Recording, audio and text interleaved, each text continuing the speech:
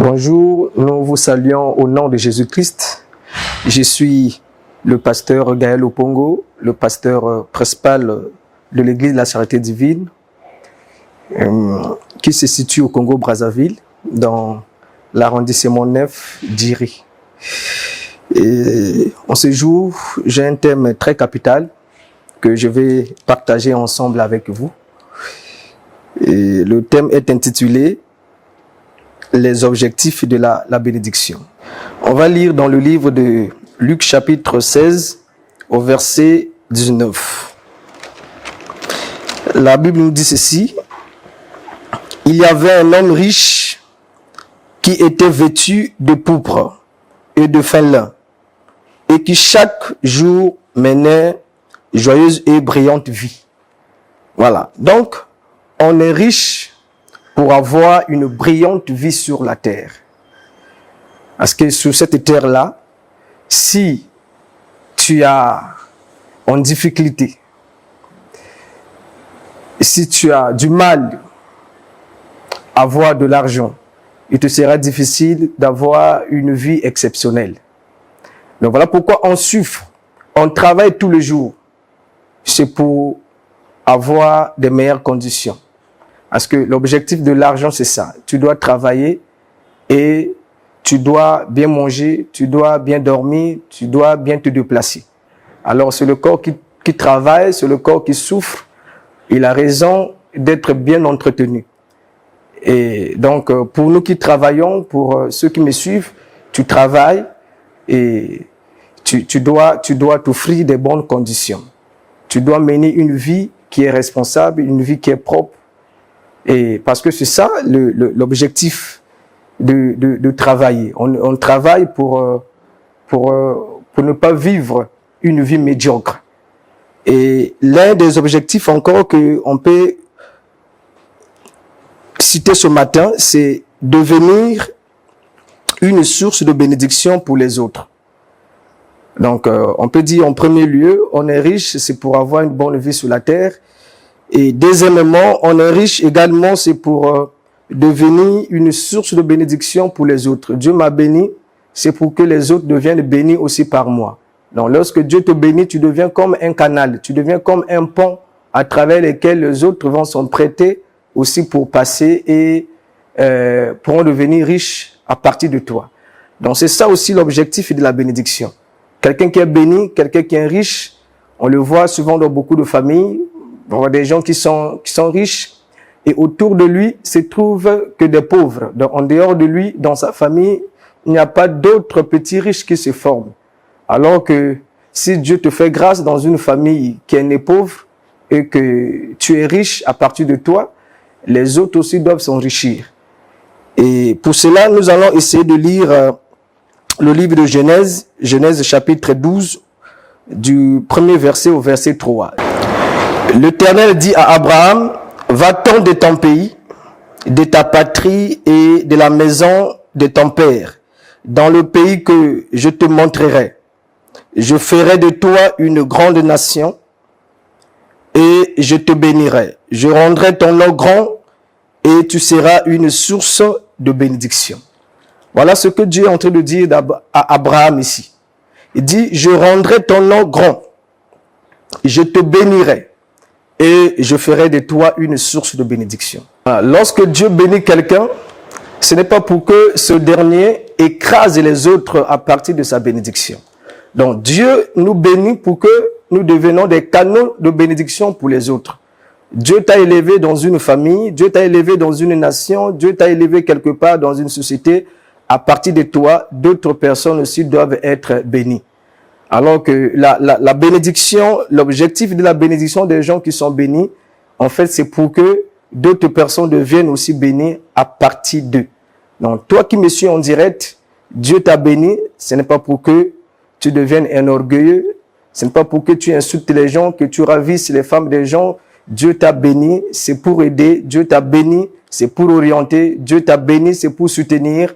Dieu t'a béni, c'est pour que à partir de toi, d'autres personnes aussi trouvent des moyens de s'en sortir. Donc voilà pourquoi quand Dieu appelle Abraham ici, il appelle seul, il envoie seul.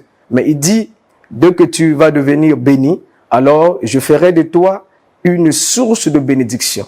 Donc, quand quelqu'un rencontre une personne bénie, alors il doit bénir Dieu. Nous le voyons dans plusieurs familles aujourd'hui. Lorsque un homme est élevé, lorsque un homme est béni, et nous voyons parfois ceux qui sont autour de lui en train de souffrir.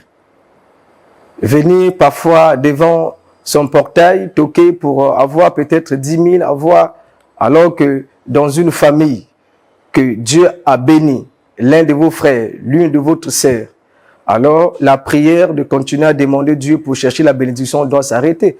Parce que quand Dieu bénit quelqu'un, un frère au milieu de vous, Dieu vous a déjà béni, Dieu a déjà visité votre famille, quitte à lui de soutenir les autres, d'orienter les autres. Alors, allons à l'église, continuez à prier, chercher des bénédictions. Alors, tout autour de nous, Dieu a déjà parfois répondu à nos prières en bénissant ceux qui sont à nos côtés. Le problème, c'est parce que beaucoup de gens ont un mauvais cœur, beaucoup de gens n'ont pas l'esprit d'aider, l'esprit de soutenir. Voilà pourquoi la plupart de familles sont en train de souffrir. Donc ici, nous devons retenir que lorsque Dieu t'élève dans une entreprise, Dieu t'élève dans une nation, Dieu t'élève quelque part, vraiment, fais à ce que par toi, que d'autres aussi soient bénis.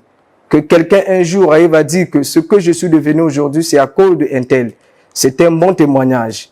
Un jour, tu vas mourir, tu vas passer, mais ce que tu as eu à faire dans la vie des autres pourront faire à ce que tes enfants trouvent certaines orientations un jour. Vraiment, je sens tout exhorter, je sens tout encourager de continuer à bénir les gens, de continuer à aider les gens, de continuer à soutenir les gens, même si tu as souffert seul. Beaucoup de gens souvent le disent que j'ai souffert seul dans ma vie, j'ai fait les études, je n'avais personne pour m'aider. Oui, souvent c'est comme ça. Même si tu t'es battu seul, même si au départ tu n'avais personne pour te soutenir, pour t'aider, mais dès que tu es source de bénédiction, tu es appelé à soutenir, tu es appelé à aider. Voyez, nous voyons même les choses de la nature, telles que les arbres qui nous portent du fruit, le manguier, il nous porte des fruits chaque année, mais lui-même n'en mange pas. Voyez, il produit ses fruits, c'est pour nourrir les hommes. Donc, à un moment donné, lorsqu'on arrive à rendre service aux gens, n'attends pas qu'au retour, ces gens-là te rapportent quelque chose. Mais fais-le par l'amour de Dieu, car ces personnes que tu es en train de soutenir, ce sont des enfants de Dieu, et je pense que leur Créateur se souviendra de vous. Dieu nous bénit pour que nous puissions soutenir les pauvres, pour que nous puissions soutenir les orphelins. Et pour cela, nous allons lire Psaume chapitre 41, du verset 2 au verset 4. Heureux celui qui s'intéresse aux pauvres. Au jour du malheur, l'Éternel le délivre. Voyez? Donc ici, on dit que heureux celui qui s'intéresse aux pauvres. Alors, je ne pense pas qu'un pauvre peut s'intéresser aux autres pauvres. Donc ici, la richesse devient quelque chose de très nécessaire. Parce que pour s'intéresser aux pauvres, pour soutenir les pauvres, il faut être béni, il faut être riche. Et Dieu dit que heureux celui-là qui s'intéresse aux pauvres. Donc un homme qui a l'argent, qui veut avoir une vie heureuse, doit s'intéresser aux pauvres, doit soutenir les pauvres. S'intéresser aux pauvres ici, c'est de les soutenir, c'est de les aider. Toi qui as des moyens, il faut le faire, c'est une bonne chose. Et il dit, au jour du malheur, l'Éternel le délivre. Donc, quelqu'un qui fait du bien, même si tu n'as pas prié, même si tu n'as pas gêné, mais ici, d'après ce verset, lorsque tu fais du bien aux gens, lorsque tu aides les gens, le jour que tu seras face à un malheur, l'Éternel va te sauver la vie, l'Éternel va te délivrer. Et j'encourage un homme qui soutient souvent les pauvres, qui soutient les orphelins, qui soutient les veuves, de continuer à le faire. C'est une bonne chose, car nous avons plusieurs personnes parfois qui vont à l'église, qui prient, mais dans leur cœur, ils n'ont pas cet amour-là, cette capacité de pouvoir soutenir les gens qui souffrent. Alors ici, Dieu nous a appelés, Dieu nous a envoyés dans ce monde, c'est pour vivre le social, c'est pour se soutenir, c'est pour s'aider. Lorsque tu as une certaine valeur au niveau de la société, alors tu dois penser aux autres, tu dois aider les autres. Le verset 3 dit, l'Éternel le garde et lui conserve la vie. Nous devons savoir que l'argent peut t'offrir les maisons, peut t'offrir les voitures, peut t'offrir tout ce qu'on en a besoin sur la terre, mais l'argent ne peut pas offrir la vie, ne peut pas offrir le souffle de vie. Le souffle de vie, c'est Dieu qui donne. Et lorsque, avec ton argent que Dieu t'a donné, avec cette bénédiction que l'Éternel t'a accordée, lorsque tu t'intéresses aux pauvres, la Bible nous dit ici que Dieu lui-même va te garder la vie, va te conserver la vie, pour que tu vives longtemps sur la terre. Et c'est très important. Il y a beaucoup de récompenses pour ceux-là qui soutiennent les pauvres, pour ceux-là qui soutiennent les personnes démunies. En premier lieu, nous voyons que l'Éternel les sauve dans les jours de tentation, jours de malheur. Dieu va te sauver. Et il dit, Dieu va encore te conserver la vie. Même s'il y a des gens qui vont te porter en vie, qui vont souhaiter que tu meurs, que tu laisses ton héritage, que tu laisses ta bénédiction tôt. Ils ne vont pas réussir, c'est parce que Dieu lui-même est en train de te garder la vie, de te garder le souffle. Il dit, il est heureux sur la terre et tu ne le livres pas au bon plaisir des ennemis. Voilà ce que le Seigneur est en train de dire ici, que Dieu ne va pas te livrer au bon plaisir de tes ennemis. Vous savez que la bénédiction attire beaucoup de choses. La bénédiction attire la haine, la bénédiction attire la jalousie, la bénédiction attire les fausses accusations. Et lorsqu'on se prépare, lorsqu'on est béni, il y a souvent des choses qu'on reçoit et parfois on ne connaît ni la source ni d'où ça vient. Et en ce moment-là, il faut avoir des racines, il faut être avec Dieu afin qu'il te conserve la vie, afin qu'il te protège contre les ennemis. Le jour que tu es malade, à cause des pauvres, à cause des gens que tu soutiens, l'Éternel va te soutenir de ce lit de douleur. Voilà pourquoi il est pour nous important, frères et sœurs, de soutenir les gens. Dieu t'a élevé, Dieu t'a béni. Souviens-toi des autres. Aujourd'hui, c'est toi. Demain, parfois, c'est l'autre. Quand Dieu t'élève, quand Dieu te bénit, quand Dieu t'accorde certains moyens, souviens-toi de l'autre. Oriente les autres. Bénis ceux de ta famille. Bénis ceux qui t'ont aidé dans la vie. Bénis celui qui suivra à tes côtés. Ouvre-lui les opportunités. Deviens un pont pour orienter, pour soutenir. Ça fait beau lorsque les gens témoignent, dont des bons témoignages sur ta personnalité. Ce que je suis aujourd'hui, ce que j'ai eu aujourd'hui, ça cause de monsieur un tel, ça cause de madame un tel. Ça fait beau, frères et sœurs. Et le Seigneur qui a créé ces personnes sera content de vous. Il va te garder en bonne santé. Je vois parfois des gens qui envoient certains étudiants, parfois au niveau de l'étranger. Ils ne sont pas parentés d'une manière biologique, mais ils les orientent. Il les prend en charge. C'est une bonne chose. Je t'encourage à le faire. Parfois, personne ne le sait. Ce que tu fais en secret. Mais les personnes que tu es en train de soutenir, ce sont des créatures de Dieu. Dieu qui les a créées, il voit dans le secret. Et il va continuer à te bénir, frères et sœurs. Nous prions que Dieu puisse nous donner des cœurs de vivre dans le social. Le cœur de se soutenir, le cœur de s'aimer. Jésus-Christ, lui qui est venu sur la terre, il s'est donné. C'était pour nous sauver, gratuitement. Il s'est sacrifié. Il nous a bénis par sa mort. Nous sommes partis de la malédiction à la bénédiction, à cause de sa mort. Et il ne nous a demandé rien pour cela. Nous qui sommes dans la famille, Dieu t'a fait grâce au milieu d'une famille qui souffre. Ne ferme pas le cœur. C'est pour cette raison que Dieu t'a appelé dans cette famille-là. C'est pour cette raison que Dieu t'a appelé dans ce quartier. Aide, soutien ceux-là qui souffrent, soutien ceux-là qui sont malades. L'Éternel va te le rendre un jour. L'Éternel va te conserver la vie. L'Éternel va te délivrer au jour du malheur, au jour de la tentation. Il sera là pour te protéger. Vous voyez cette dame-là, Dorcas, qui soutenait des veuves, qui soutenait des orphelins, qui soutenait des personnes malades. Le jour qu'elle est morte, ce n'étaient pas des hommes riches qui venaient pleurer. C'était pas l'argent, son argent qui plairait. C'était pas ses maisons qui plairaient. C'était les personnes qui étaient là. Les personnes qu'elle était en train de soutenir, qui étaient juste là en train de pleurer. Non, Dorcas doit revenir en vie. Dorcas doit revenir en vie. Et lorsque ces personnes ont appelé Pierre, Pierre est venu, Pierre a prié. Et cette dame est revenue à la vie à cause des bonnes œuvres qu'elle a posées dans la vie. Frère, maman, vous qui me suivez en ligne, cherchez à poser des bonnes œuvres. C'est mieux que la personne te critique, mais tout en sachant dans son profond cœur que ce que je dis à monsieur X, Y est faux. Mais je le dis peut-être par jalousie, par honte. Voyez, c'est mieux que les gens disent de bonnes choses pour toi. C'est très capital. C'est très capital. Ne deviens pas orgueilleux à cause de la bénédiction. Car la bénédiction peut apparaître comme une vapeur qui peut à un moment donné s'apparaître et disparaître. Nous avons vu des gens, parfois, il y a 10 ans passés, qui étaient riches, qui pouvaient rouler dans de très bonnes voitures, mais aujourd'hui sont tapis. Donc aujourd'hui, Dieu est avec toi, la bénédiction roule par toi, demain ça peut rouler par ton voisin.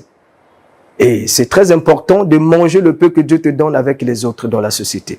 C'est très important de jouir ensemble avec les autres, car on ne sait pas la vie. On ne sait pas où la vie va nous emmener. Donc voilà pourquoi je suis en train d'exhorter tout le monde qui est en train de nous suivre. Je vous encourage, au nom de Jésus-Christ, de soutenir les autres, d'avoir compassion des autres, de bénir les vies des autres, de ne pas dire que moi, personne ne m'a aidé dans la vie, moi aussi, je veux faire la même chose. Non, non, non, non, non. Dieu t'a béni pour une bonne raison. Toi, tu mets déjà une vie tranquille. Tu mets déjà une vie paisible. Par toi aussi, tu peux arranger la vie des autres. Un riche est celui qu'on trouve tout autour de lui, des petits riches. Tu ne peux pas être seulement l'unique riche dans la famille. C'est ce que nous constatons un peu dans nos maisons, dans nos familles. Vous allez voir parfois quelqu'un que Dieu a élevé au rang de ministre, qui peut avoir quelque chose de 5 milliards d'économies, mais voir, parfois sa maman est locataire. Ses frères parfois roulent à pied. Alors à quoi sert cette bénédiction? Tu mourras, tous ces milliards-là vont rester.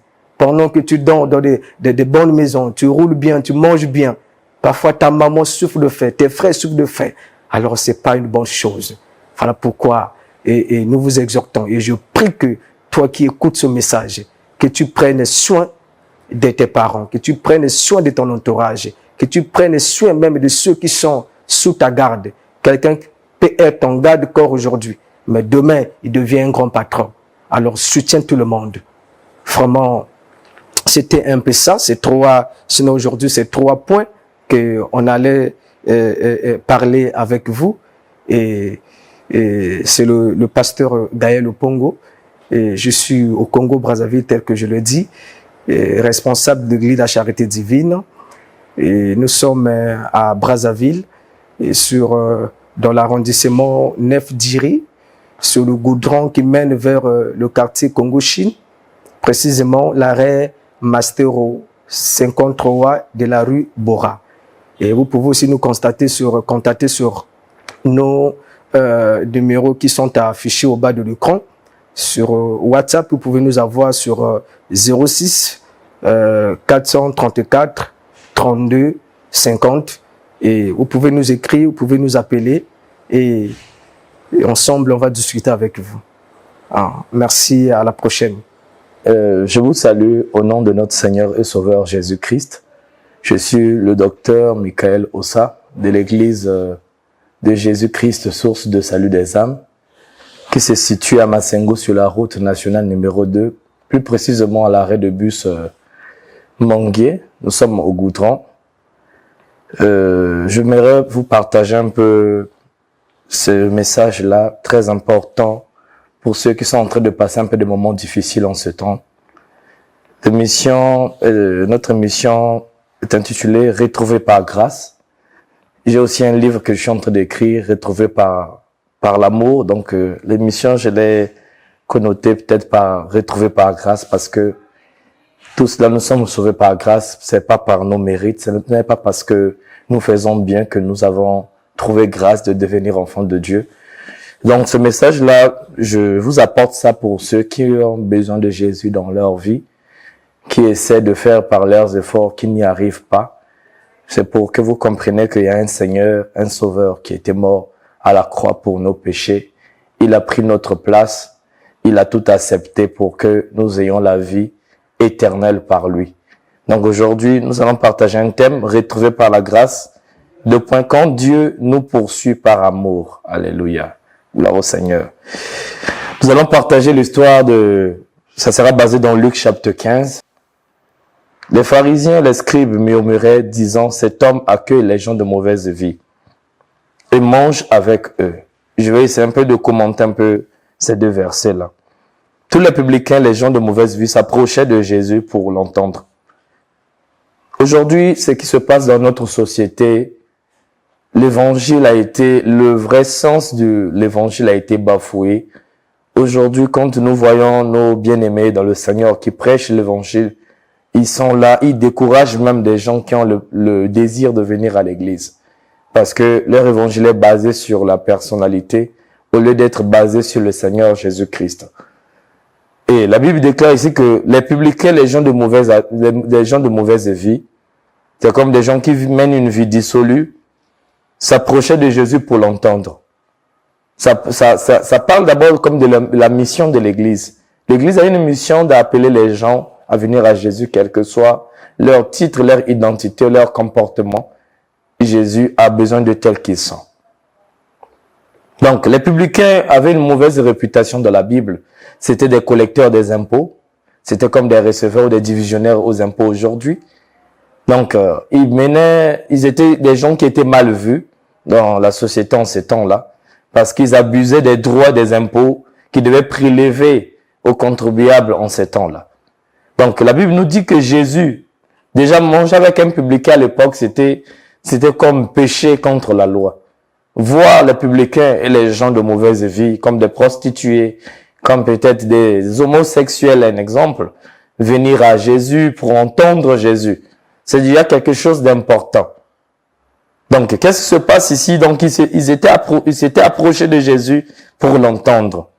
Deuxièmement, le deuxième verset, la Bible nous parle, les pharisiens, les scribes murmuraient disant que cet homme-là accueille les gens de mauvaise vie et mange avec eux. D'après la loi, celui qui obéissait à la loi ne pouvait pas marcher avec quelqu'un qui menait une mauvaise vie en ce temps-là. Ça pouvait pas vraiment aller. Donc, ce que Jésus avait fait, c'était une exception. Déjà, quand vous lisez dans Luc chapitre 19, où la Bible nous dit que Jésus était venu dans la maison de Zachée, c'était un sujet scandale pour d'autres personnes. Parce que un seigneur, un maître, un enseignant fort comme Jésus, venu de la maison d'un publicain, c'était vraiment un sujet scandale pour ceux qui vivaient en ce temps-là. Donc ça montre combien de fois l'amour de Dieu dépasse même nos attentes. Dans la manière où Dieu n'a pas un endroit précis, où il n'a pas de personne préférée auquel il a besoin pour venir sauver, pour venir leur communiquer l'amour de Dieu. Dieu ne choisit pas l'environnement ou bien la qualité de la personne. Donc Dieu a besoin de tout le monde. Manger avec les gens de mauvaise vie, c'est déjà quelque chose de fort. C'est chose qu'aujourd'hui, nous les pasteurs, si on nous voit assis avec les gens qui ne prient pas, ça devient déjà un sujet scandale. Mais qu'est-ce qu'il fait avec ces gens-là? Mais au temps de Jésus, Jésus était là en train de parler avec ces gens-là. Il communiquait la grâce de Dieu à ces personnes-là. Et la Bible ajoute dans le verset 3, mais il leur dit cette parabole. Quel d'entre vous, il a 100 brebis et qu'il en perd une, et ne laissant les 99 autres dans le désert pour aller après celle qui est perdue, jusqu'à ce qu'il la retrouve. Lorsqu'il la retrouve, il la met avec joie sur ses épaules. Waouh! Et de retour à la maison, il appelle ses amis et ses voisins et leur dit, réjouissez-vous avec moi, car j'ai retrouvé ma brebis qui était perdue. Bien-aimés, ici, ce qui me marque souvent dans cette histoire, je vois combien de fois Dieu est amour, qu'il laisse les 99 personnes qui n'ont pas besoin de repentance, qui n'ont pas besoin de recevoir Jésus dans leur vie parce qu'ils se disent qu'ils sont déjà croyants, pour aller chercher une seule qui est perdue. Il les laisse déjà, il se dit, bon, ils peuvent laisser rester dans le désert. Je vais chercher celle qui est perdue. Regardez comment l'amour de Dieu est tellement vaste, tellement grand, de la manière que Dieu laisse les 99 brebis pour aller chercher une seule qui est perdue. Une seule là, peut-être, ça peut être toi, mon frère et sœur, toi qui es perdu, toi qui n'as plus envie, toi qui se dis que est-ce que Dieu va encore m'accueillir? Mais s'il a accueilli les gens de mauvaise vie, les publics qui avaient une mauvaise réputation à l'époque, il est capable aussi de t'accueillir tel que tu es. Il a besoin de toi, bien-aimé. Donc, par ici, là, quand nous venons de lire ici, donc il est parti chercher une brebis perdue. Il y a des gens qui vivent ici, que Jésus, lui-même, il est parti les chercher dans des boîtes de nuit, dans l'ivrognerie, de la mauvaise vie, dans la vie dissolue. Tout ça, ça montre combien de fois Jésus est amour. Combien de fois Jésus nous aime tel que nous sommes bien-aimés. Ça prouve suffisamment combien qu'il a un bon cœur. Il a un cœur tellement rempli d'amour. De s'asseoir avec les gens de la mauvaise vie. Donc, quel que soit ce qui se passe avec toi, bien-aimé, le Seigneur t'aime. Et la Bible déclare, quand il a retrouvé sa brebis, il l'a mis sur les épaules. Donc, avec joie sur ses épaules, il a mis, et de retour à la maison, il a appelé ses voisins. C'est une parabole, au fait. C'est un langage parabolique, au fait. Il disait, c'est une façon de dire que les voisins, le berger là, quand Jésus en parle, il parlait de lui-même qui est le bon berger. La Bible déclare dans Jean chapitre 10 que je suis le bon berger qui donne sa vie pour ses brebis. Donc, bien-aimé, c'est ça, mes bien-aimés. Et quand il a retrouvé, il a mis sur ses épaules, il a mené à la maison, il a appelé ses amis, ses frères, ses voisins, que j'ai retrouvé ma brebis. Donc, bien-aimé, c'est un sujet de joie. C'est un sujet qu'on doit vraiment remercier le Seigneur. Pour dire que tel que nous sommes là, le Seigneur a toujours besoin de nous. Parfois, tel que tu es là, tu te dis qu'est-ce que Dieu m'aime. Par rapport à la vie que je mène là. Bien-aimé, si Jésus, qui est Dieu, a pu s'asseoir avec les gens qui avaient de mauvaises vies, combien de fois toi? Parfois, ce que tu fais, cela n'est pas pire par rapport à ce que la Rahab, la prostituée, a fait à l'époque. Ni Paul qui a tué. Peut-être tu es aussi meurtrier, mais Dieu ne te condamne pas, Dieu t'aime tel que tu es. Peut-être tu vis aussi de la prostitution. Le Seigneur t'aime tel que tu es, bien-aimé. Quand il a retrouvé sa brebis, il a organisé une fête. Il a dit vraiment, enfin, ma brebis qui était morte est revenue à la vie. Quelle joie dans le ciel quand une âme, quand un fils de Dieu qui était perdu revient au Père. Il y a une grande joie dans le ciel, bien-aimé. Ça prouve suffisamment que Dieu nous aime, bien-aimé. C'est quelque chose de bien. Je t'invite vraiment à revenir à Jésus tel que tu es. Si tu sens dans ton cœur le désir de revenir d'aller même à l'église un jour, il faut y aller. C'est une façon que Dieu t'appelle. Et combien Dieu va souvent chercher ses brebis quand ils sont perdus. Quels sont les signes souvent? Tu vas parfois rencontrer des situations difficiles auxquelles tu cherches parfois des voies et moyens pour s'en sortir. Tu n'arrives pas. Ou parfois des gens qui te rencontrent sur le chemin, ils te parlent de Jésus. Parfois tu les ignores. Parfois, tu rencontres des situations difficiles, que tu manques même de quoi manger. C'est des signes que Jésus est en train de te chercher. Il t'appelle. Donc, il a besoin de toi, bien-aimé. Le signe déjà, la brebis qui était perdue peut-être pendant beaucoup de jours. Parfois, il ne se lavait plus. Mais Jésus l'a mis sur les épaules. Donc, quand il nous retrouve, il nous élève aussi, bien-aimé. Il nous ramène dans sa présence. Donc, Jésus t'aime, bien-aimé. Quel que soit ce qui se passe dans ta vie maintenant, là, le Seigneur t'aime. Tu as besoin de lui pour avancer.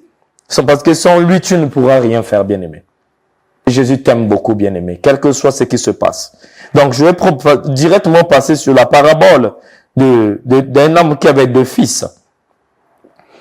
Le plus jeune dit à son père, « Mon père, donne-moi la part de mes biens qui me doit revenir. » Et le père leur partagea son bien. Peu de jours après, le plus jeune, ayant tout ramassé, partit dans un pays éloigné, où il dissipa son bien en vivant dans la débauche. Lorsqu'il eut tout dépensé, une grande famine survint dans ce pays, et il commença à se trouver dans le besoin. alla se mettre au service d'un des habitants du pays, qu'il envoya dans ses champs garder les pourceaux.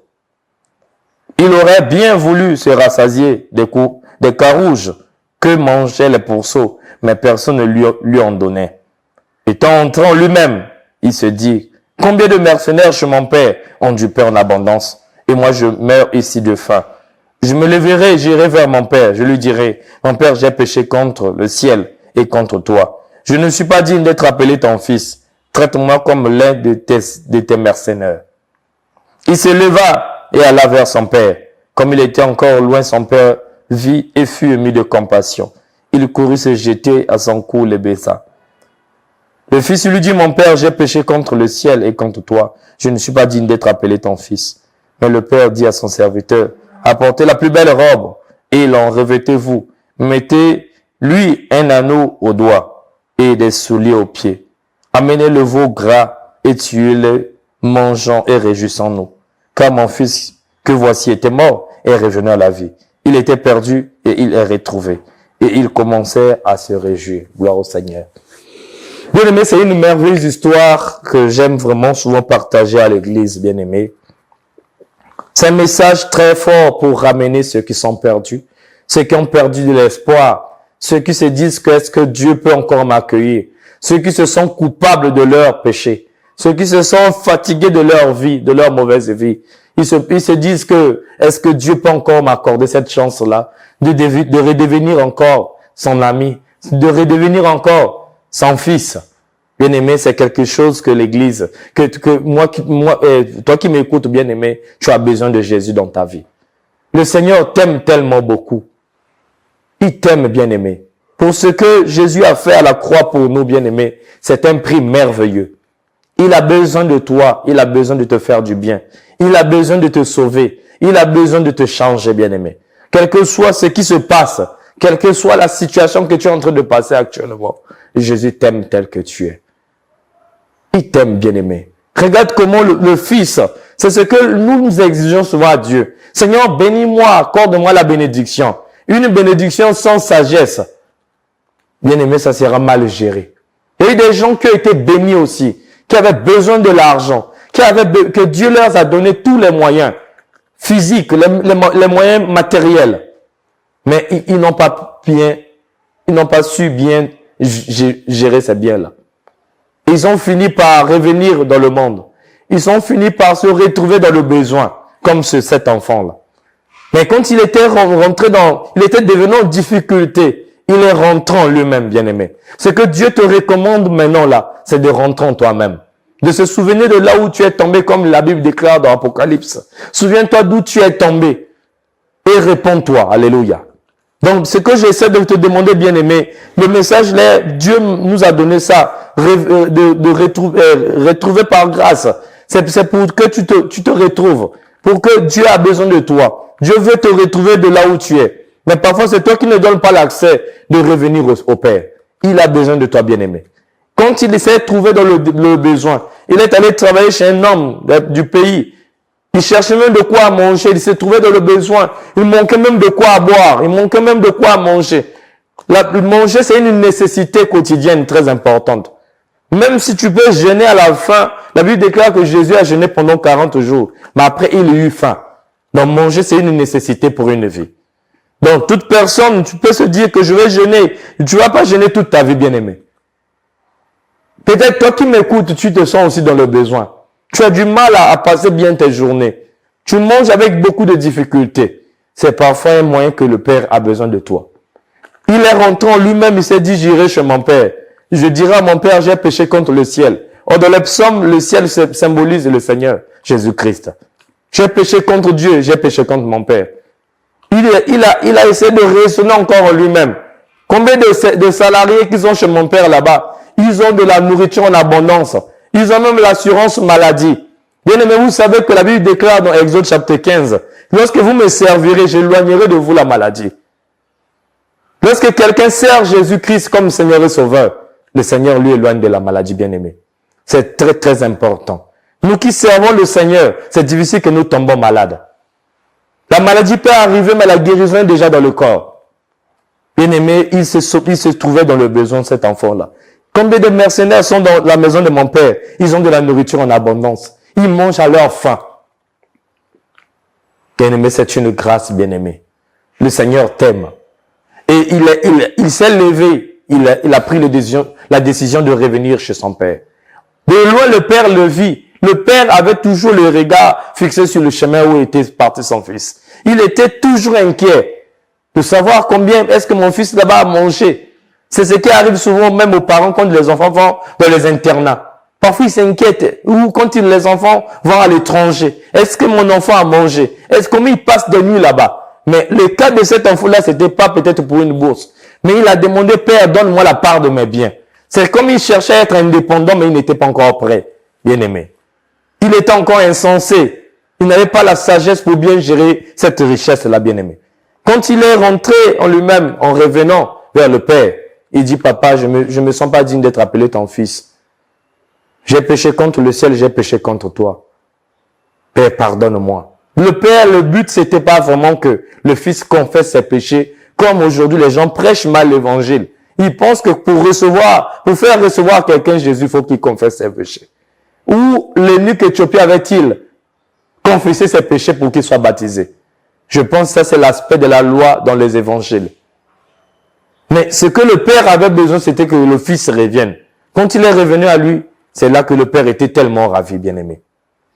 Jusqu'à ce que, quand le Père l'a vu, il était ravi. Avec tous les habits qui étaient déchirés sur son corps, la Bible déclare que le Père a demandé qu'on lui donne la plus belle robe. La plus belle robe est le symbole du Saint-Esprit. Et il lui a demandé qu'on lui mette un bracelet au bras. C'est le signe de l'alliance. Et les nouvelles chaussures, c'est le zèle pour que tu sois encore zélé pour son œuvre. Bien-aimé, c'est une grande bénédiction, bien-aimé. Si tu reviens au Père aujourd'hui, si tu reviens à Jésus tel que tu es, bien-aimé, il te bénira spirituellement. Il te bénira aussi physiquement. Lui donner la plus belle robe, c'est lui donner le Saint-Esprit. Lui donner la bague au doigt, c'est le signe de l'alliance. Et lui donner les plus belles sandales, c'est l'image du zèle, pour qu'il soit zélé pour l'évangile, pour qu'il soit zélé à parler de Jésus. Regarde ce que Jésus a fait pour moi. J'étais chanvreur, j'étais ivrogne, j'étais quelqu'un qui était dans les addictions. Mais aujourd'hui, ma vie a changé. Il y a quelque chose qui s'est passé dans ma vie. Bien-aimé, c'est une grâce, bien-aimé. C'est ce que nous devons demander, nous devons prier que Dieu nous accorde cette grâce-là. Bien-aimé, tu as besoin de Jésus dans ta vie, quel que soit ce qui se passe. Le Père a toujours besoin de toi. Je pense que je vais prendre un dernier verset. C'est dans Jean chapitre 6, le verset 37. Tout ce que le Père me donne viendra à moi et je ne mettrai dehors celui qui vient à moi. Ça, c'est ce que Dieu te recommande. Quel que soit ce que tu es en train de vivre actuellement. Sache-le que le Père ne te mettra jamais dehors. Le Père t'aime. Que Dieu vous bénisse, bien-aimé. Que Dieu vous bénisse. Et que ce message-là touche votre cœur. Quel que soit l'endroit où vous êtes. Vous qui sentez que peut-être que Dieu ne vous aime pas. Je vous rassure avec cette parole que Jésus vous aime. Que Jésus vous attend. Quel que soit l'endroit où vous avez besoin de lui. Que Dieu vous bénisse, bien-aimé. Merci.